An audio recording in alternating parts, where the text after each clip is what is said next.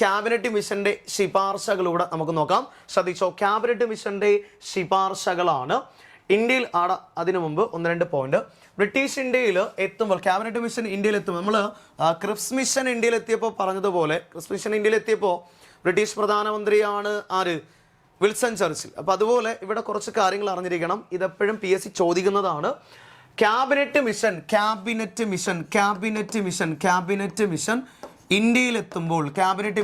ഇന്ത്യയിലെത്തുമ്പോൾ British രാജാവാണ് George ആറാമൻ. അതുപോലെ തന്നെ 1947 ഇന്ത്യൻ ഇൻഡിപെൻഡൻസ് ആക്ട് ഒപ്പുവെച്ച ബ്രിട്ടീഷ് രാജാവ് ചോദിച്ചാലും ജോർജ് ആറാമനാണ്. PSC ചോദിച്ചിട്ടുണ്ട് കേട്ടോ. 1947 ജൂലൈ 18 അദ്ദേഹം ഇന്ത്യൻ ഇൻഡിപെൻഡൻസ് ആക്ട് 1947 എന്ത് ചെയ്ത് ഒപ്പുവെച്ചത്. ബ്രിട്ടീഷുകാർ ഇന്ത്യയിൽ പാസ്സാക്കിയ ഏറ്റവും ചെറിയ നിയമവും അവസാനത്തെ നിയമമായിരുന്നു ഏത്? Indian independence act 1947. Okay, India വിഭജിക്കപ്പെട്ടത് ഏത് നിയമപ്രകാരമാണ്? Indian independence act 1947. ഓക്കെ, അതവിടെ നിൽക്കട്ടെ. അപ്പോൾ ഈ ജോർജ് ആറാമനായിരുന്നു ബ്രിട്ടീഷ് ഇന്ത്യയിൽ അന്ന് ബ്രിട്ടന്റെ രാജാവ്. ബ്രിട്ടനിലെ രാജാവായിരുന്നു ജോർജ് ആറാമൻ. ഇനി ബ്രിട്ടൻ ഭരിച്ചിരുന്ന പാർട്ടി നമ്മൾ പഠിച്ചു, ലേബർ പാർട്ടി. ഇതാണ് ലേബർ പാർട്ടി. ബ്രിട്ടീഷ് പ്രധാനമന്ത്രി Clement Attlee. Then UN secretary general ആണ് ട്രിഗ്വേലി. 45 UN ഫോം ചെയ്യുന്നു, ഐക്യരാഷ്ട്രസഭ ഫോം ചെയ്യുന്നു. ആദ്യത്തെ സെക്രട്ടറി ജനറൽ തന്നെയാണ് ആര്? ട്രിഗ്വേലി. ഓക്കെ, അപ്പോൾ ക്യാബിനറ്റ് മിഷൻ ഇന്ത്യയിൽ എത്തുമ്പോൾ ഐക്യരാഷ്ട്രസഭയുടെ സെക്രട്ടറി ജനറൽ ആര് എന്ന് ചോദിച്ചു കഴിഞ്ഞാൽ ട്രിഗ്വേലി ആണ്. അതുപോലെ തന്നെ ബ്രിട്ടീഷ് പ്രധാനമന്ത്രി ചോദിച്ചു കഴിഞ്ഞാൽ ക്ലമന്റ് ആറ്റ്ലി. ബ്രിട്ടൻ ഭരിച്ചിരുന്ന പാർട്ടി ചോദിച്ചാൽ ലേബർ പാർട്ടി. ബ്രിട്ടീഷ് രാജാവ് ജോർജ് ആറാമൻ. Next, USA president. ജസ്റ്റ് ഒന്ന് അറിഞ്ഞിരിക്കുക, ക്യാബിനറ്റ് മിഷൻ ഇന്ത്യയിൽ എത്തുമ്പോൾ USA president Harry S Truman കേട്ടോ. നെക്സ്റ്റ്, KPCC പ്രസിഡന്റ് ആണ് K കേളപ്പൻ. ക്യാബിനറ്റ് മിഷൻ ഇന്ത്യയിൽ എത്തുമ്പോൾ KPCC പ്രസിഡന്റ് ആണ് ആര്? K Kelappan. Next, INC president ആര് തന്നെ? മൗലാന അബുൽ കലാം ആസാദ്. കാരണം 1940 ശേഷം തുടർച്ചയായി 45 ലാസ്റ്റ് 46 വരെയൊക്കെ ആരായിരുന്നു? INC പ്രസിഡന്റ് ആയിരുന്ന മൗലാന അബുൽ കലാം ആസാദ്. PSC പ്രീവിയസ് ചോദ്യമാണ്.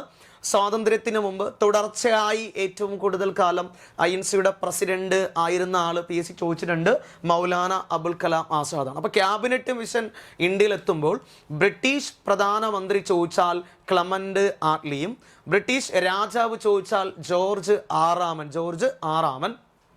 ദെൻ ഇന്ത്യയിൽ INC president Maulana Abul Kalam Azad, KPCC president K Kelappan, then UN secretary general Trygve Lie. അമേരിക്കയുടെ പ്രസിഡന്റ് ആയിരുന്നു ആര്? Harry S Truman. ഓക്കെ, അപ്പോൾ ഇത്രയും കാര്യം അവിടെ എന്ത് ചെയ്യുക, ഒന്ന് അറിഞ്ഞിരിക്കുക. ഇനി ക്യാബിനറ്റ് മിഷന്റെ അന്തിമ ശിപാർശകളാണ്. ക്യാബിനറ്റ് മിഷന്റെ ശിപാർശകൾ നമുക്കൊന്ന് നോക്കാം. ശ്രദ്ധിച്ചിരുന്നോ? ക്യാബിനറ്റ് മിഷൻ മുന്നോട്ട് വെച്ച ശിപാർശകളാണ്. ക്യാബിനറ്റ് മിഷന്റെ ശിപാർശകളാണ് ഇന്ത്യൻ നേതാക്കളെ ഉൾപ്പെടുത്തി ഇന്ത്യക്കൊരു പ്രത്യേക ഭരണഘടന രൂപീകരിക്കുക. അപ്പോൾ ഇവിടെ ശ്രദ്ധിക്കണേ, ഇന്ത്യൻ നേതാക്കളെ, അപ്പോൾ ഇന്ത്യക്കാരെ ഉൾപ്പെടുത്തി, പൂർണ്ണമായി ഇന്ത്യക്കാരെ ഉൾപ്പെടുത്തി, അങ്ങനെയാണ് കേട്ടോ. അവിടെ അങ്ങനെ തന്നെ ഓർമ്മിച്ചോളണം. പൂർണ്ണമായി ഇന്ത്യക്കാരെ ഉൾപ്പെടുത്തി ഇന്ത്യക്കൊരു പ്രത്യേക ഭരണഘടന രൂപീകരിക്കുക. നെക്സ്റ്റ്, ഒരു ഇടക്കാല ഗവൺമെന്റ് രൂപീകരിക്കുക. അങ്ങനെ ക്യാബിനറ്റ് മിഷന്റെ ശുപാർശ പ്രകാരം 1946 സെപ്റ്റംബർ 2 എന്ത് വരുന്നു? ഇന്ത്യയിൽ ഇന്ററിം ഗവൺമെന്റ് ഒക്കെ രൂപീകരിക്കുന്നുണ്ട് കേട്ടോ. ഇടക്കാല ഗവൺമെന്റ് ഒക്കെ രൂപീകരിക്കുന്നുണ്ട്. അത് ക്യാബിനറ്റ് മിഷന്റെ ശുപാർശ പ്രകാരം. നെക്സ്റ്റ്, ഇന്ത്യയുടെ സ്വാതന്ത്ര്യ പ്രഖ്യാപനം എത്രയും പെട്ടെന്ന് നടത്തുക. ഫെഡറൽ ഗവൺമെന്റ് രൂപീകരിക്കുക. അപ്പൊ ഇതൊക്കെ ആയിരുന്നു ഏത് മിഷൻ മുന്നോട്ട് വെച്ചത്? ക്യാബിനറ്റ് മിഷൻ മുന്നോട്ട് വെച്ച ശുപാർശകൾ. അതോടൊപ്പം തന്നെ അതിനുശേഷം 1947 ആറ്റ്ലിയുടെ പ്രഖ്യാപനമൊക്കെ വരുന്നുണ്ട്. ഇന്ത്യയിലെ രാഷ്ട്രീയ പ്രശ്നങ്ങൾക്ക് പരിഹാരം കാണുക, ഇന്ത്യക്ക് സ്വാതന്ത്ര്യം നൽകുക, ഇന്ത്യയുടെ അധികാര കൈമാറ്റം സാധ്യമാക്കുക എന്ന് 1947 ഫെബ്രുവരി മാസം 20 ആര് പ്രഖ്യാപിക്കുന്നു? ക്ലമന്റ് ആറ്റ്ലിയുടെ പ്രഖ്യാപനം വരുന്നു. ഇത് ആറ്റ്ലിയുടെ പ്രഖ്യാപനം എന്നൊക്കെ അറിയപ്പെടുന്നുണ്ട്. അതെല്ലാം ഈ ക്യാബിനറ്റ് മിഷന് ശേഷം നടന്ന സംഭവങ്ങളാണ്. ഒന്ന് അറിഞ്ഞിരിക്കുക. ഒരു ഫെഡറൽ ഗവൺമെന്റ് രൂപീകരിക്കുക, സ്വാതന്ത്ര്യ പ്രഖ്യാപനം എത്രയും പെട്ടെന്ന് നടപ്പിലാക്കുക, ഇടക്കാല ഗവൺമെന്റ് രൂപീകരിക്കുക, ഇന്ത്യൻ നേതാക്കളെ ഉൾപ്പെടുത്തി ഒരു ഭരണഘടനാ നിർമ്മാണ സമിതി രൂപീകരിക്കുക. ഇതായിരുന്നു ക്യാബിനറ്റ് മിഷന്റെ ശുപാർശകൾ. അങ്ങനെ ഈ ക്യാബിനറ്റ് മിഷന്റെ ശുപാർശകൾ അല്ലെങ്കിൽ ഈ ഒരു മിഷനെ നമ്മുടെ ഇന്ത്യയിലെ ദേശീയ നേതാക്കളും ദേശീയ സംഘടനയായ INC ഇന്ത്യൻ നാഷണൽ കോൺഗ്രസും മുസ്ലിം ലീഗൊക്കെ എന്ത് ചെയ്തു? ഈ ക്യാബിനറ്റ് മിഷനെ അംഗീകരിക്കുകയാണ്. ക്യാബിനറ്റ് മിഷൻ മുന്നോട്ട് വെച്ച വാഗ്ദാനങ്ങൾ അല്ലെങ്കിൽ ശുപാർശകൾ എന്ത് ചെയ്യാണ്? അംഗീകരിക്കുകയാണ്. കാരണം ഇന്ത്യക്ക് സ്വാതന്ത്ര്യം, ഇന്ത്യയുടെ പൂർണ്ണമായ സ്വാതന്ത്ര്യം അവിടെ എന്ത് ചെയ്യുന്നുണ്ട്? ഈ ഒരു മിഷൻ മുന്നോട്ട് വെക്കുന്നുണ്ട്. അങ്ങനെ ഈ ഒരു ക്യാബിനറ്റ് മിഷന്റെ അന്തിമ ശുപാർശ പ്രകാരം നമ്മുടെ ഇന്ത്യയിൽ എന്ത് ഫോം ചെയ്യുന്നു?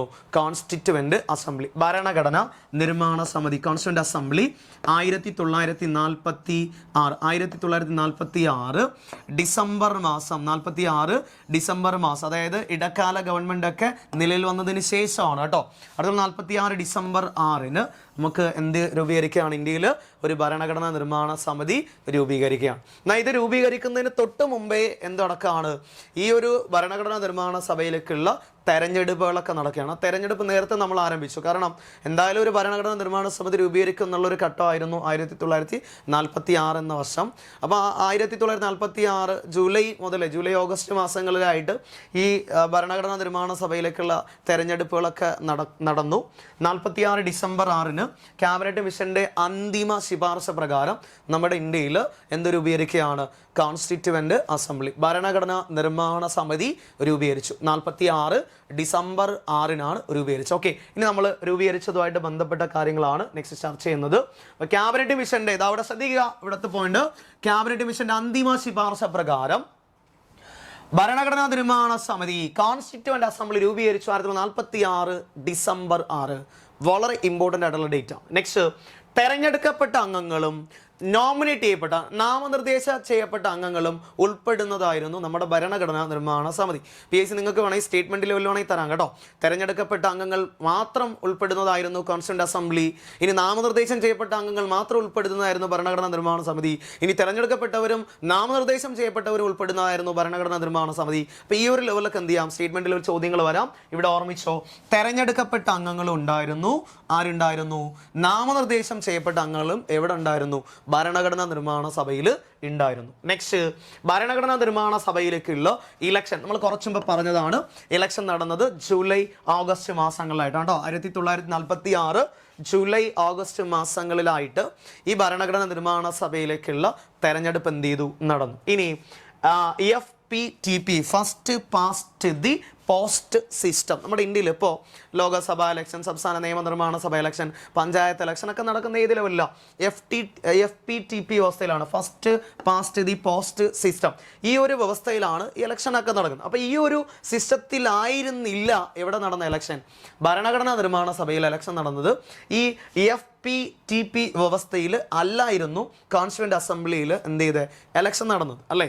അതായത് FPTP വ്യവസ്ഥ എന്ന് പറയുമ്പോൾ കൂടുതൽ വോട്ട് നേടിയ ആൾ വിജയിക്കുന്ന ആ ഒരു സിസ്റ്റമാണ് അല്ലേ? അപ്പോൾ ഈ ഒരു സിസ്റ്റത്തിലല്ലായിരുന്നു നമ്മുടെ ഭരണഘടനാ നിർമ്മാണ സഭയിലെ അംഗങ്ങൾ എന്ത് ചെയ്ത് തെരഞ്ഞെടുത്തത് എന്ന് ഓർമ്മിച്ചു. മറിച്ച് നമ്മുടെ ഇന്ത്യയിൽ പ്രസിഡന്റിനെ, രാഷ്ട്രപതിയെ ജനപ്രതിനിധികൾ തെരഞ്ഞെടുക്കുന്ന ഒരു സംവിധാനമുണ്ട്. അതിനെയാണ് നമ്മൾ പ്രൊപ്പോർഷണൽ റെപ്രസെൻറ്റേഷൻ എന്ന് പറയുന്നത്, ആനുപാതിക പ്രാതിനിധ്യ സമ്പ്രദായം. ഓക്കെ, അതായത് രാഷ്ട്രപതിയെ ഇന്ത്യയിൽ ജനപ്രതിനിധികൾ തെരഞ്ഞെടുക്കുന്ന ആനുപാതിക വ്യവസ്ഥ അനുസരിച്ചാണ് single transferable vote system, STV system. Okay, ഏക കൈമാറ്റ വോട്ട് വ്യവസ്ഥ.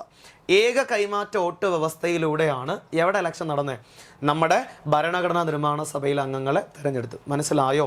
അപ്പോൾ നമുക്ക് അവിടുന്ന് ഒരു ചോദ്യം വരാം. ഭരണഘടനാ നിർമ്മാണ സഭയിലെ ഇലക്ഷൻ FPTP വ്യവസ്ഥയിൽ ആയിരുന്നു എന്നൊരു സ്റ്റേറ്റ്മെൻറ്റ് കണ്ടാൽ നിങ്ങളവിടെ പഠിച്ചു, അത് തെറ്റാണ്. ഭരണഘടനാ നിർമ്മാണ സഭയിലേക്ക് നടന്ന ഇലക്ഷൻ എന്ന് പറയുന്നത് പ്രൊപ്പോർഷണൽ റെപ്രസെൻറ്റേഷനിലൂടെയാണ്. അതായത് ആനുപാതിക സമ്പ്രദായത്തിൻ്റെ അടിസ്ഥാനത്തിൽ ഏക കൈമാറ്റ വോട്ട് വ്യവസ്ഥയിലൂടെയാണ് കോൺസ്റ്റിറ്റ്യൂവൻ്റ് അസംബ്ലിയിലെ അംഗങ്ങൾ എന്ത് ചെയ്തത്? സെലക്ട് ചെയ്തത് എന്നെന്ത് ചെയ്യുക? ഒന്ന് അറിഞ്ഞിരിക്കുക. അതായത് നമുക്ക് നോക്കാം, ശ്രദ്ധിച്ചോ. പരോക്ഷമായിട്ടാണ്. ഓക്കെ, പ്രത്യക്ഷമായിട്ടല്ല, പരോക്ഷം. നമുക്കറിയാം പ്രസിഡന്റിനെയൊക്കെ തിരഞ്ഞെടുക്കുന്ന ഡയറക്റ്റ് ആയിട്ടാണ്. നമ്മുടെ ഇന്ത്യയിൽ നമ്മൾ പ്രസിഡന്റിനെ ഇന്ത്യൻ രാഷ്ട്രപതി തിരഞ്ഞെടുക്കുന്ന നേരിട്ടാണ്? അല്ല, നമ്മൾ തിരഞ്ഞെടുത്ത് അയച്ച കുറച്ച് ജനപ്രതിനിധികൾ ചേർന്ന് ഒരു ഇലക്ട്രൽ കോളേജാണ് നമ്മുടെ രാഷ്ട്രത്തിൻ്റെ ഹെഡ് ഓഫ് ദി സ്റ്റേറ്റിന് എന്ത് ചെയ്യുന്നത്, സെലക്ട് ചെയ്യുന്നത്. അങ്ങനെയാണ് നമ്മുടെ ഇന്ത്യയിൽ പ്രസിഡന്റിനെ എന്ത് ചെയ്യുന്നത്, തിരഞ്ഞെടുക്കുന്നത് അല്ലേ. അപ്പോൾ അതേ ഒരു സിസ്റ്റമാണ് ഇവിടെ. ഡയറക്റ്റ് അല്ല, ഇൻഡയറക്റ്റ് ആയിട്ടുള്ള ഒരു ഇലക്ഷനാണ് ഇവിടെ നടന്നത്. അപ്പോൾ ഇലക്ഷൻ നടന്നത് എങ്ങനെയാണ്? പരോക്ഷമായിട്ടാണ് നടന്നത്. അപ്പോൾ പരോക്ഷമായിട്ടാണ് അംഗങ്ങളെ കോൺസ്റ്റിറ്റ്യൂവൻ്റ് അസംബ്ലി, ഭരണഘടനാ നിർമ്മാണ സഭയിലേക്ക് തെരഞ്ഞെടുത്തത്. ഇനി ജനസംഖ്യ ആനുപാതികമായി ഓരോ പ്രവിശ്യയ്ക്കും ഓരോ നാട്ടുരാജ്യത്തിനും സീറ്റുകൾ അനുവദിച്ചിട്ടുണ്ടായിരുന്നു. അപ്പോൾ ഇതൊന്ന് അറിഞ്ഞിരിക്കുക. അപ്പോൾ എന്തിൻ്റെ അടിസ്ഥാനത്തിലാണ്? ജനസംഖ്യയുടെ അടിസ്ഥാനത്തിൽ. ഓക്കെ, വളരെ ഇമ്പോർട്ടൻ്റ് ആണ്, പഠിച്ചോ. ജനസംഖ്യ ആനുപാതികമായിട്ടാണ്. അപ്പോൾ ജനസംഖ്യയുടെ അനുപാതത്തിൻ്റെ അടിസ്ഥാനത്തിൽ ഓരോ പ്രവിശ്യയ്ക്കും നാട്ടുരാജ്യത്തിനും എന്ത് ചെയ്തു, സീറ്റുകൾ, ഇത്ര സീറ്റുകൾ എന്ന് പറഞ്ഞിട്ട് എന്ത് ചെയ്തു, അനുവദിച്ചു. എന്നിട്ടാണ് അവിടെ എന്ത് ചെയ്തത്, ഇലക്ഷൻ നടന്നത്. ഇനി ആ അനുപാതം എന്ന് പറയുന്നത്, ഇനി ആ ഇലക്ഷൻ, ആ മത്സരം നടന്ന അനുപാതം എന്ന് പറയുന്നത് 10 ലക്ഷം ഈസ് ടു 1. 10 ലക്ഷം പേർക്ക് ഒരു വോട്ട് എന്നുള്ള ലെവലാണ് കേട്ടോ. അപ്പോൾ 10 ലക്ഷം ഈസ് ടു 1 ആയിരുന്നു അവിടുത്തെ അനുപാതം എന്ന് പറയുന്നത്. ഓക്കെ, അപ്പോൾ അവിടുത്തെ അനുപാതം എന്ന് പറയുന്നത് 10 ലക്ഷം ഈസ് ടു 1 ആണ്. ഒന്ന് പഠിച്ചിരിക്കുക. നെക്സ്റ്റ്, വോട്ടവകാശം ഉണ്ടായിരുന്നത്, അതായത് ഭരണഘടനാ നിർമ്മാണ സഭയിലേക്കുള്ള തെരഞ്ഞെടുപ്പിൽ വോട്ടവകാശം ഉണ്ടായിരുന്നത് ഇന്ത്യൻ പ്രവിശ്യയിലെ നിയമനിർമ്മാണ സഭയിലെ അംഗങ്ങൾക്കും രാജാക്കന്മാരുടെ നിയന്ത്രണത്തിലുണ്ടായിരുന്ന രാജ്യങ്ങളിലെ അംഗങ്ങൾ, നാട്ടുരാജ്യങ്ങളിലെ അംഗങ്ങൾക്കുമായിരുന്നു ഈ ഇലക്ഷനിൽ വോട്ടവകാശം ഉണ്ടായിരുന്നത്. ഇനി ഈ സീറ്റുകൾ 3 പ്രധാനപ്പെട്ട വിഭാഗങ്ങൾക്കായിട്ടാണ് വീതിച്ച് നൽകിയിരുന്നത്. സിഖുകാർ, അതുപോലെ തന്നെ മുസ്ലിം, സിഖ്, പൊതുവിഭാഗം. ഏതാണ്? പൊതുവിഭാഗം. ഓക്കെ, അങ്ങനെ ഈ 3 വിഭാഗങ്ങളിലായിട്ടാണ് ഇവിടെ എന്താണെന്ന് തെരഞ്ഞെടുപ്പ് നടന്നത്. 3 വിഭാഗങ്ങളിലായിട്ടാണ് ഇവിടെ എന്താണെന്ന് തെരഞ്ഞെടുപ്പ് നടന്നത്. ഓക്കെ, അപ്പോൾ സിഖ്, മുസ്ലിം, പൊതുവിഭാഗം, അങ്ങനെ 3 വിഭാഗങ്ങളിലായിട്ടാണ് ഇവിടെ എലക്ഷനും നടന്നത് എന്നെന്ത് ചെയ്യുക, ഒന്ന് അറിഞ്ഞു വെച്ചോ. നെക്സ്റ്റ്, ഇവിടെ ശ്രദ്ധിക്കുക, ഭരണഘടനാ നിർമ്മാണ സമിതി രൂപീകൃതമാകുമ്പോൾ അംഗസംഖ്യ. ഓക്കെ, അങ്ങനെ എലക്ഷൻ നടന്നു. ഇലക്ഷന് ശേഷം നമ്മൾ പറഞ്ഞു ക്യാബിനറ്റ് മിഷന്റെ അന്തിമ ശുപാർശ പ്രകാരം കോൺസ്റ്റിറ്റ്യൂവന്റ് അസംബ്ലി രൂപീകരിച്ച ഡേറ്റ് നമ്മൾ പറഞ്ഞു 46 ഡിസംബർ 6 അല്ലേ. 1946 ഡിസംബർ 6 ഭരണഘടനാ നിർമ്മാണ സമിതി രൂപീകരിക്കുകയാണ് അല്ലേ, രൂപീകരിച്ചു. ഇനി അതിൽ അംഗങ്ങൾ എത്ര പേരാണ് തിരഞ്ഞെടുക്കപ്പെട്ടവർ, എത്ര പേരാണ് നാമനിർദ്ദേശം, നമ്മൾ പറഞ്ഞല്ലേ തിരഞ്ഞെടുക്കപ്പെട്ടവരും നാമനിർദ്ദേശം ചെയ്യപ്പെട്ടവരും ഉൾപ്പെടുന്നതായിരുന്നു ഏത്, നമ്മുടെ ഭരണഘടനാ നിർമ്മാണ സമിതി. അപ്പോൾ തിരഞ്ഞെടുക്കപ്പെട്ട അംഗങ്ങൾ എത്ര, നാമനിർദ്ദേശം ചെയ്യപ്പെട്ട അംഗങ്ങൾ എത്ര, അതൊക്കെയാണ് നമ്മളിനടുത്ത് നോക്കാൻ പോകുന്നത്. ഇവിടെ ശ്രദ്ധിച്ചോ, കോൺസ്റ്റിറ്റ്യൂവൻ്റ് അസംബ്ലി രൂപീകൃതമാകുമ്പോൾ അംഗസംഖ്യ എത്രയാ, 389 പേര്. എത്ര പേരാണ്? 389. ഇത് വളരെ ഇമ്പോർട്ടൻ്റ് ആണ്, പഠിച്ചു വെച്ചോളണം. ഭരണഘടനാ നിർമ്മാണ സമിതി രൂപീകരിക്കുമ്പോൾ അംഗസംഖ്യ 389. ഇനി ഇതിൽ ഭരണഘടനാ നിർമ്മാണ സഭയിൽ തെരഞ്ഞെടുക്കപ്പെട്ട അംഗങ്ങൾ എത്രയാണെന്ന് ചോദിച്ചാൽ എത്രയാ, 296 പേര്. അപ്പോൾ ഈ 389 പേര് ഫോം ചെയ്തപ്പോൾ ഉണ്ടായിരുന്നു. ഇതിൽ തെരഞ്ഞെടുക്കപ്പെട്ട എത്ര പേരാ, 296 പേരാണ് എന്ത് ചെയ്തത്, തെരഞ്ഞെടുക്കപ്പെട്ടത്. ബാക്കി വരുന്ന 93 പേര് എന്ത് ചെയ്തു, നാമനിർദ്ദേശം ചെയ്യപ്പെടുകയാണ് ചെയ്തത്. അതായത് ചർച്ചയിലൂടെ തെരഞ്ഞെടുത്ത് നാമനിർദ്ദേശം ചെയ്യപ്പെട്ടു. അങ്ങനെയാണ്. ഓക്കെ, അതിവിടെ നമുക്കൊന്ന് നോക്കാം. എന്താ ഇവിടെ ശ്രദ്ധിച്ചോ,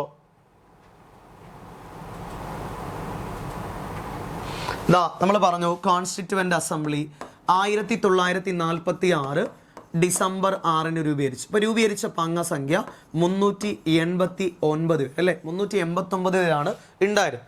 ഈ 389 പേരിൽ തെരഞ്ഞെടുക്കപ്പെട്ടവർ അല്ലേ, തെരഞ്ഞെടുക്കപ്പെട്ടവർ എത്ര പേരാ, 296 പേര്. ഇനി 296 പേരെ തെരഞ്ഞെടുത്ത് എവിടുന്നാ തെരഞ്ഞെടുത്ത്, 296 പേരെ ശ്രദ്ധിക്കുക, 11 ഗവർണർമാരുടെ പ്രവിശ്യയിൽ നിന്നാണ് 292 പേരെ തെരഞ്ഞെടുത്തു. 11 ഗവർണർമാരുടെ പ്രവിശ്യയിൽ നിന്ന് 292 പേരെ തെരഞ്ഞെടുത്തു. ഇനി 4 ചീഫ് കമ്മീഷണറുടെ പ്രവിശ്യ, ഏത് പ്രവിശ്യ, ചീഫ് കമ്മീഷണറുടെ പ്രവിശ്യ. അപ്പം 4 പ്രവിശ്യ ഉണ്ടായിരുന്നു. ചീഫ് കമ്മീഷണേഴ്സിന് ബ്രിട്ടീഷ് ഇന്ത്യയിൽ 4 പ്രവിശ്യ ഉണ്ടായിരുന്നു. ആ 4 പ്രവിശ്യയിൽ നിന്ന് എത്ര പേര് തിരഞ്ഞെടുത്തു? 4 പേര്. എത്ര പേര്? 4 പേര്. അപ്പോൾ 292 പ്ലസ് 4 എത്രയായി? 296. അപ്പോൾ 296 പേരെ ഭരണഘടനാ നിർമ്മാണ സഭയിലേക്ക് എന്ത് ചെയ്തു? തെരഞ്ഞെടുത്തു. ഇനി പ്രിൻസിലി സ്റ്റേറ്റ്, നാട്ടുരാജ്യങ്ങളിൽ നിന്ന്, പ്രിൻസിലി സ്റ്റേറ്റിൽ നിന്ന് 93 പേര് എന്ത് ചെയ്തു? തെരഞ്ഞെടുത്തു. ഓക്കെ, ഇപ്പം നാട്ടുരാജ്യങ്ങളിൽ നിന്ന് എത്ര പേരാ തെരഞ്ഞെടുത്തേ? 93 പേര്. ആ 93 പേര് എങ്ങനെയാ ഇവിടെ ഭരണഘടനാ നിർമ്മാണ സഭയിലേക്ക് തെരഞ്ഞെടുത്തത്? ചർച്ചയിലൂടെ തെരഞ്ഞെടുത്ത് നാമനിർദ്ദേശം ചെയ്യപ്പെട്ടു. അപ്പം നാമനിർദ്ദേശം ചെയ്യപ്പെട്ടവർ 93.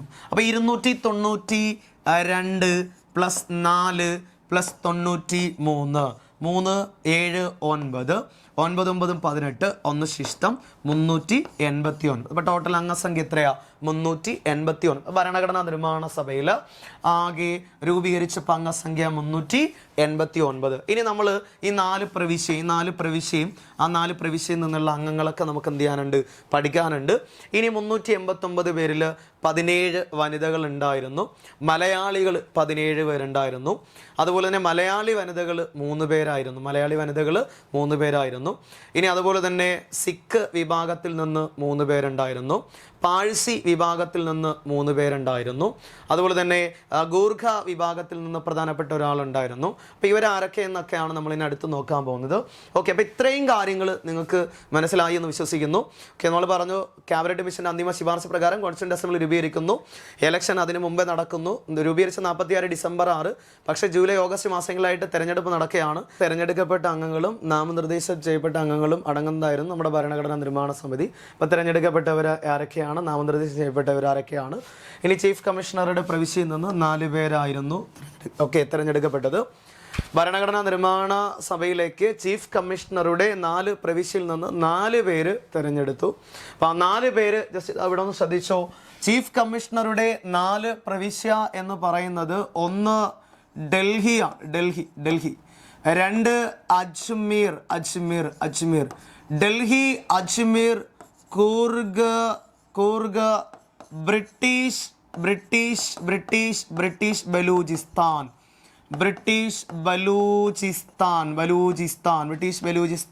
ഓക്കെ, അപ്പോൾ ഡൽഹി, അജ്മീർ, കൂർഗ്, ബ്രിട്ടീഷ് ബലൂചിസ്ഥാൻ. അപ്പോൾ ഈ ഒരു 4 പ്രവിശ്യ, 4 ചീഫ് കമ്മീഷണറുടെ 4 പ്രവിശ്യ എന്ന് പറയുന്നത് ഡൽഹി, അജ്മീർ, കൂർഗ്, ബ്രിട്ടീഷ് ബലൂചിസ്ഥാൻ. ഈ 4 ചീഫ് കമ്മീഷണറുടെ പ്രവിശ്യയിൽ നിന്ന് 4 പേര് തിരഞ്ഞെടുത്തു. ഡൽഹിയിൽ നിന്ന് തിരഞ്ഞെടുത്ത ആളാണ് ദേശബന്ധു ഗുപ്ത കേട്ടോ. ദേശബന്ധു ഗുപ്ത. ഇപ്പൊ ഡൽഹിയിൽ നിന്ന് തിരഞ്ഞെടുത്ത ആളാണ് ദേശബന്ധു ഗുപ്ത. ഇനി അജ്മീരിൽ നിന്ന് തിരഞ്ഞെടുത്ത ആളാണ് M Bihari Lal Bhargava. M Bihari Lal Bhargava. Next കൂർഗിൽ നിന്ന് തിരഞ്ഞെടുത്ത ആളാണ് C M Poonacha. Okay, then British ബലൂചിസ്ഥാനിൽ നിന്ന് തിരഞ്ഞെടുത്ത ആളാണ് ഖാൻ അബ്ദൂസ്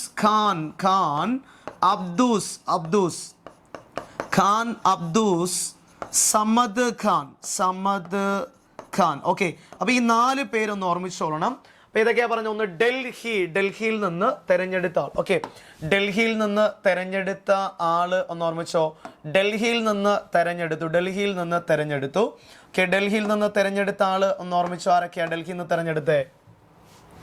ദേശബന്ധു ഗുപ്ത. 2 അജ്മീരിൽ നിന്ന് എം ബിഹാരി ലാൽ ഭാർഗവ. നെക്സ്റ്റ് കൂർഗിൽ നിന്ന് സി എം പുനാച്ച്. നെക്സ്റ്റ് ബ്രിട്ടീഷ് ബലൂചിസ്ഥാനിൽ നിന്ന് ഖാൻ അബ്ദൂസ് സമദ് ഖാൻ. ഈ 4 പേരാണ് ചീഫ് കമ്മീഷണറുടെ പ്രവിശ്യയിൽ നിന്ന് തെരഞ്ഞെടുത്തു. ഓക്കെ, അപ്പോൾ ടോട്ടൽ തിരഞ്ഞെടുക്കപ്പെട്ട അംഗങ്ങൾ 296 പേര്. അപ്പോൾ നാട്ടുരാജ്യങ്ങളിൽ നിന്ന് 93 പേര് ചർച്ചയിലൂടെയാണ് എന്ത് ചെയ്തത്? തെരഞ്ഞെടുത്തത്. അപ്പോൾ നമ്മളിപ്പോൾ നോക്കിയത് ചീഫ് കമ്മീഷണറുടെ പ്രവിശ്യയിൽ നിന്ന് 4 പേര് തെരഞ്ഞെടുത്തു. ഡൽഹിയിൽ നിന്ന് തെരഞ്ഞെടുത്തു ദേശബന്ധു ഗുപ്ത. ദെൻ അജ്മീറിൽ നിന്ന് തെരഞ്ഞെടുത്തു, ഡൽഹി അജ്മീറിൽ നിന്ന് തെരഞ്ഞെടുത്തു. എം ബിഹാരി ലാൽ ഭാർഗവ. ദെൻ അത് കഴിഞ്ഞിട്ട് നമ്മൾ പറഞ്ഞതാണ് ഏത്, കൂർഗിൽ നിന്ന് തിരഞ്ഞെടുത്ത ആളാണ് CM പുനാച്ച്. ലാസ്റ്റ് വൺ പറഞ്ഞു ഏതാ, ബ്രിട്ടീഷ് ബലൂചിസ്ഥാനിൽ നിന്ന് തിരഞ്ഞെടുത്ത ആളാണ് ഖാൻ അബ്ദൂസ് സമദ് ഖാൻ.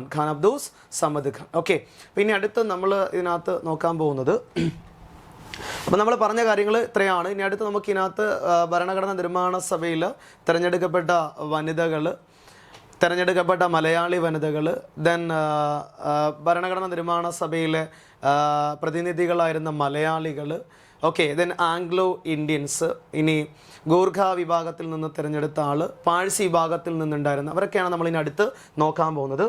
ഓക്കെ, അപ്പോൾ ബ്രിട്ടീഷ് ഇന്ത്യൻ പ്രവിശ്യയിൽ നിന്ന് അംഗങ്ങളെ 3 തരംതിരിച്ചാണ് ഇലക്ഷൻ നടന്നത് നമ്മൾ പഠിച്ചു. മുസ്ലിം ലീഗ്, മുസ്ലിം, സിഖ്, പൊതുവിഭാഗം അല്ലേ. മുസ്ലിം, സിഖ്, പൊതുവിഭാഗം 3 വിഭാഗങ്ങളിലായിട്ടാണ് സീറ്റുകൾ തരംതിരിച്ചെന്ന് പഠിച്ചതാണ്. ഇനി ഭരണഘടനാ നിർമ്മാണ സഭയിൽ നാട്ടുരാജ്യങ്ങളിൽ എത്ര പേര്, 93 പേര്. അത് ആൾറെഡി ഞാൻ എന്ത് ചെയ്തതാ ഇവിടെ പറഞ്ഞതാണ്. ഇനി ഇതാ ഇവിടെ നിങ്ങൾ ശ്രദ്ധിക്കേണ്ട കാര്യം, ഭരണഘടനാ നിർമ്മാണ സഭയിലേക്ക് നമ്മൾ പറഞ്ഞു തിരഞ്ഞെടുക്കപ്പെട്ട അംഗങ്ങളും നാമനിർദ്ദേശം ചെയ്യപ്പെട്ട അംഗങ്ങളും അടങ്ങുന്നതായിരുന്നു കോൺസ്റ്റിറ്റ്യൂന്റ് അസംബ്ലി. 389 അംഗങ്ങളായിരുന്നു ഭരണഘടനാ നിർമ്മാണ സഭ ഫോം ചെയ്തപ്പോൾ, രൂപീകരിച്ചപ്പോൾ ടോട്ടൽ അംഗസംഖ്യ. ഇതിൽ INC ഇന്ത്യൻ കോൺഗ്രസ് നേടിയ സീറ്റുകൾ എത്രയാണെന്ന് ചോദിച്ചാൽ 208 സീറ്റാണ്. അപ്പോൾ 208 സീറ്റുകൾ ആരാ നേടിയേ? INC ആണ് നേടിയത് കേട്ടോ. 208 സീറ്റ് INC ആണ് നേടിയത് എന്നറിഞ്ഞിരിക്കുക കേട്ടോ. 208 സീറ്റ് INC ആണ് നേടിയത്. ഇനി 73 സീറ്റ് ആര് നേടി? മുസ്ലിം ലീഗ്. ഓക്കെ, അപ്പോൾ തെരഞ്ഞെടുക്കപ്പെട്ട അംഗങ്ങൾ 296 പേര്. ടോട്ടൽ അംഗസംഖ്യ 389. തെരഞ്ഞെടുക്കപ്പെട്ട അംഗങ്ങൾ 296. നാട്ടുരാജ്യങ്ങളിൽ നിന്ന് ചർച്ചയിലൂടെ തെരഞ്ഞെടുത്ത 93 അല്ലേ. അങ്ങനെ ടോട്ടൽ 389 പേരാണ്. ഇതിൽ 296 പേരിൽ INC നേടിയ സീറ്റുകൾ 208. മുസ്ലിം ലീഗ് നേടിയ സീറ്റുകൾ ചോദിച്ചാൽ 73.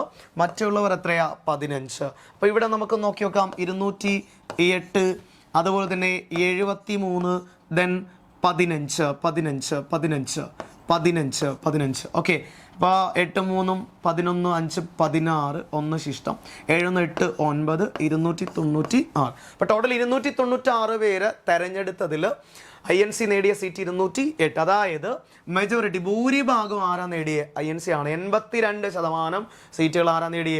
INC ആണ് നേടിയത് അറിഞ്ഞിരിക്കുക കേട്ടോ.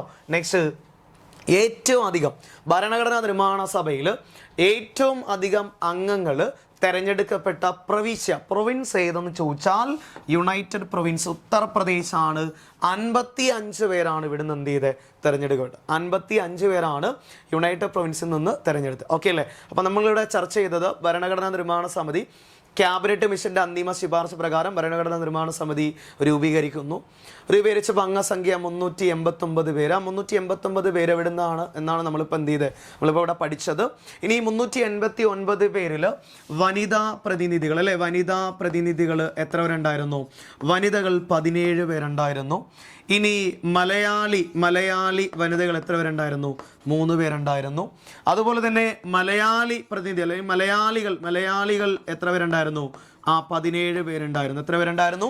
17 പേര്. അതുപോലെ തന്നെ ഭരണഘടനാ നിർമ്മാണ സഭയിൽ ആംഗ്ലോ ഇന്ത്യൻസ് 3 പേരുണ്ടായിരുന്നു. അതുപോലെ തന്നെ ഭരണഘടനാ നിർമ്മാണ സഭയിൽ പാഴ്സി വിഭാഗത്തിൽ നിന്ന് 3 പേരുണ്ടായിരുന്നു. ദെൻ ഗൂർഖ വിഭാഗത്തിൽ നിന്ന് ഒരാളുണ്ടായിരുന്നു. അപ്പോൾ ഇവരൊക്കെയാണ് നമുക്ക് ഇനി അടുത്ത് പഠിക്കാനുള്ളത്.